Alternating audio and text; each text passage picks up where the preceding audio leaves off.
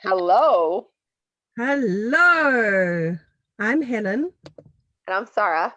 and together, We're committed parenting. woo!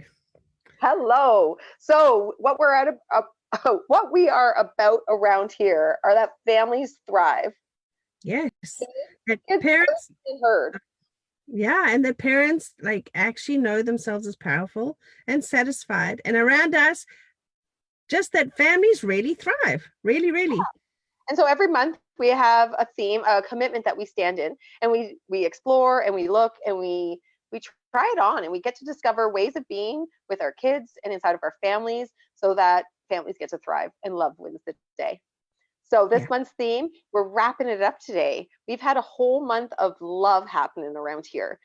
So we have looked at what love makes available. We have looked at, the healing aspects of love. We've looked at the love languages. We've looked at love tanks. We've looked at, who our kids get to be inside of a commitment of love and what they get to learn themselves and develop. And today, to complete that conversation, we're actually really turning it over to look at where we are as a Mhm. parent, as a mom, a dad, a grandparent, a foster parent, any kind of person standing in a parenting type role with a child. And what is the importance of standing in the commitment of love and loving yourself?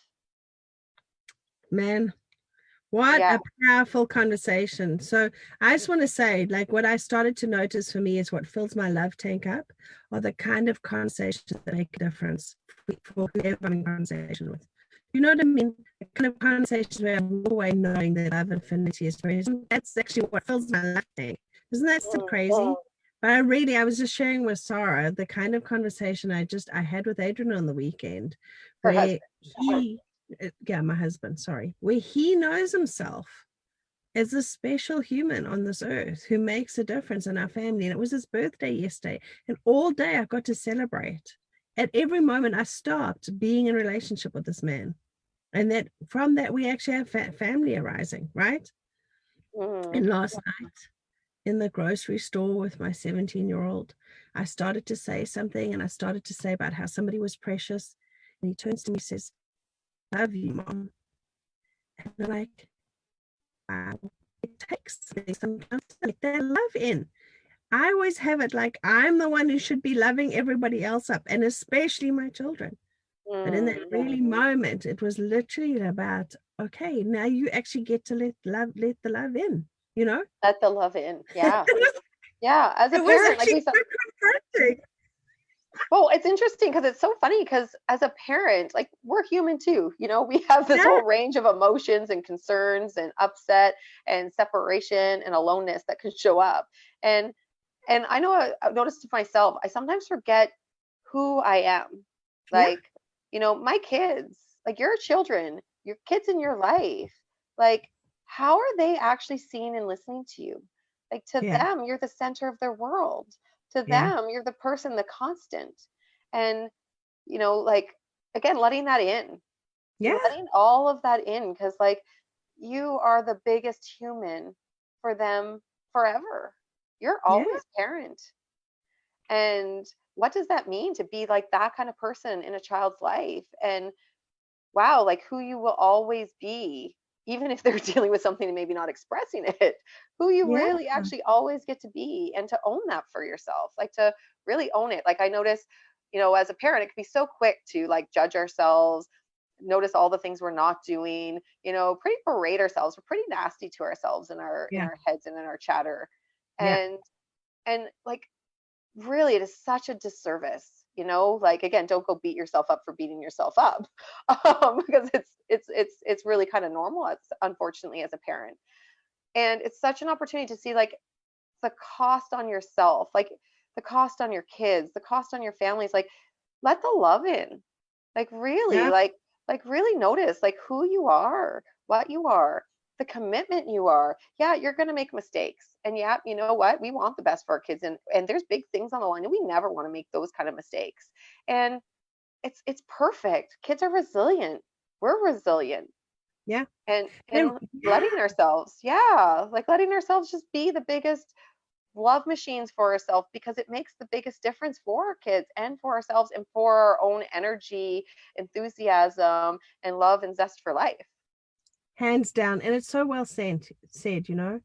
I got stuck on that part where you said where we make ourselves wrong because we did something wrong. You know, ourselves, we do something, and then it's not enough that we notice that we didn't do what we intended to have happen. We then go on and berate ourselves about it, right? Yeah. And how little that actually honors, and I think that's really what you're talking to, how little it really honors all the other parts of us that we are.